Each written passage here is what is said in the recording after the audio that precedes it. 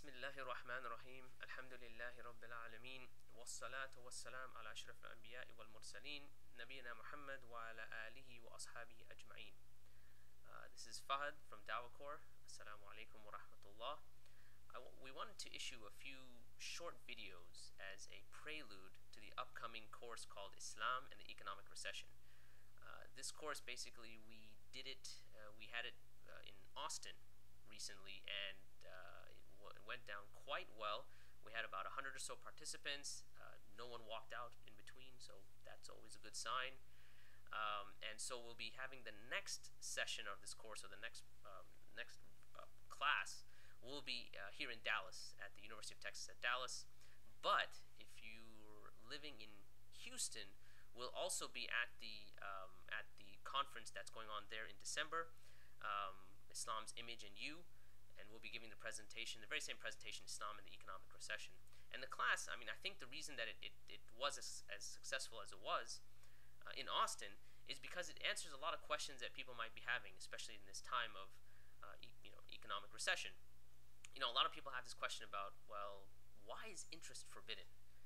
Especially you have certain people that like to say, well, if I buy a house, in substance, it's having a non-interest-bearing transaction would be somewhat similar to interest-bearing transaction. I'm actually better off financially with an interest-bearing transaction. So you might have some people asking in that regard, why is interest forbidden? Or you might have people just asking about the general recession itself. What's a credit default swap? What are asset-backed securities? And what does all of this have to do with Islam? What is the Islamic take on the economic recession, these current times that we're going through? Now, a very interesting statistic that is issued by an organization, or a government organization called the Bureau of Labor Statistics, and they issue something called U-6. And what this is it is a measure not only of people that are unemployed, that can't find a job, but it adds two more categories to people that are just employed. And the first category it adds are those people who are working part-time but would like to work full-time. So they're not able to find full-time employment, so they've resorted to part-time employment. The second category of people that are added to this statistic are what they call marginalized workers or discouraged workers. In other words, they've been applying for so long, they've been looking for work for so long, now they've just become discouraged and they've stopped, they've given up looking. Now, when you look at the statistic, it is higher than the typical 9% unemployment that's quoted in the media. It actually goes up to about 17.5%, I believe, what the current statistic is. Now, if you think about that, that's almost 1 in 6 people. So 1 in 6 people are affected by this recession. And that means that it's either you might be affected by this recession, someone you know, someone you love, a family member, a friend, some way you're connected to what's going on. So with that being said, it behooves us to understand, well, what's going on with the economy, and what does Islam have to say about all of that? Now, these series of short videos, as I said, we're going to make these as a prelude to come to this upcoming course. And the way we've decided to do this was to kind of give some tidbits on how to increase earnings during an economic recession. And I just mentioned the statistic called U-6, meaning that either you're affected by this recession, or someone you know, someone you love. So this information will be valuable to you because either you'll use it to increase your earnings, or you can advise someone else, a loved one, a family member, a friend, how they can increase their earnings.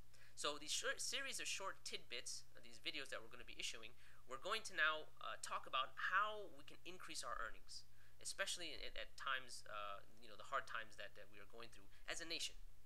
So let's start off with our first tidbit of how we can increase our earnings during times of economic hardship or this recession that we're going through. Now, the first way to do that, in this what we'll talk about in this current video, is to give to students of knowledge and those making dawah, the du'at.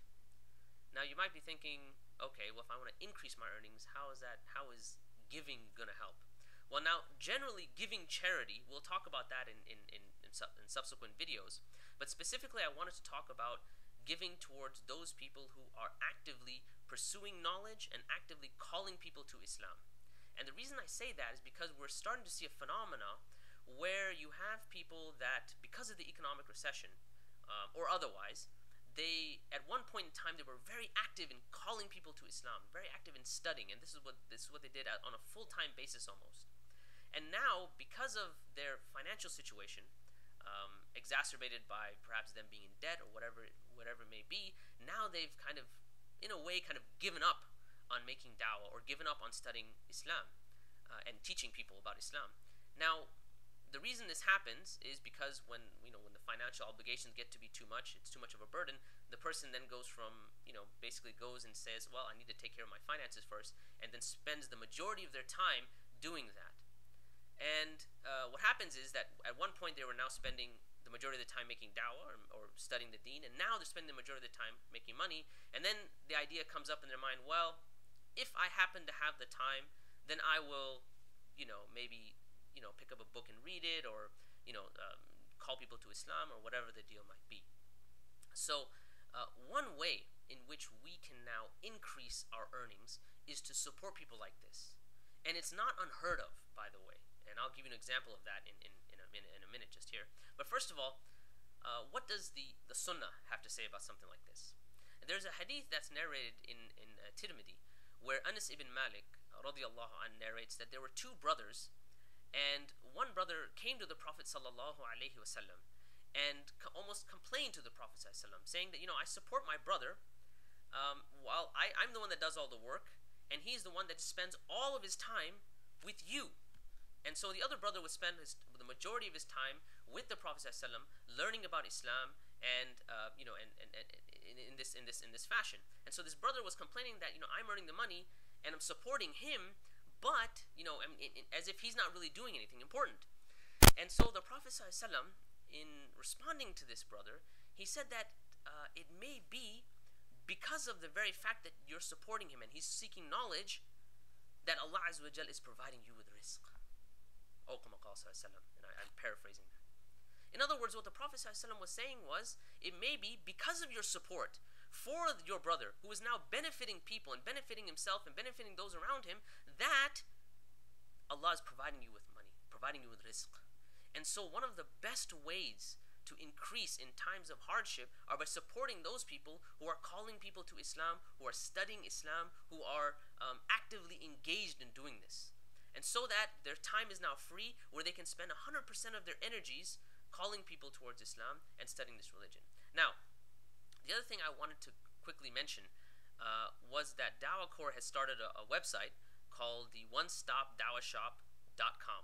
That's onestopdawahshop.com. And we're offering Dawah material on there, specifically the very famous Dawah cards you must have seen. And one of the other aspects of that website is that we have an area where you can donate for the dawah, right? Donate to support people like this. Donate to also support the distributing of these dawah materials to organizations, perhaps, that can't afford it. So, for instance, if an MSA can't really afford to, stock up on dawah material, and of course, you probably know that college campuses are some of the best places to make dawah. Well, the donations that come in, a lot of those will be used for helping these MSAs to get them the dawah material that they need.